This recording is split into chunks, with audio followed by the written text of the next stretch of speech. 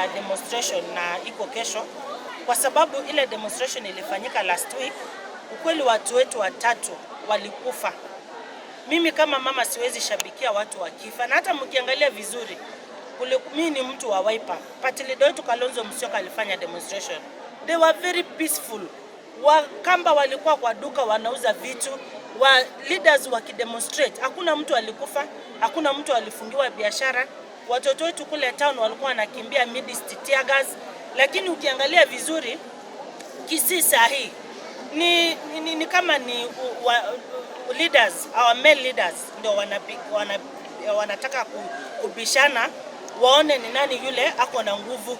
Hii nguvu yao hata ile ya kungangania msichana ni kidogo. Nguvu ya vita kwa wanaume wetu leaders wa Kisii go very high. So mimi ningetaka kuambia kama mama county, tafadhali nyinyi enda mpigane kivyenu. Kama ni kupigania high cost of living, mama county niko tutapigania pasipo mtoto wetu kufa. Lakini kama ni supremacy wars ziko kwa leaders, hapo hatuko. Watoto wanakufa, wamama wafanye biashara wanashindwa kulipa chama, kulipa duka, vitu zao zinaharibiwa, hapo hatuko.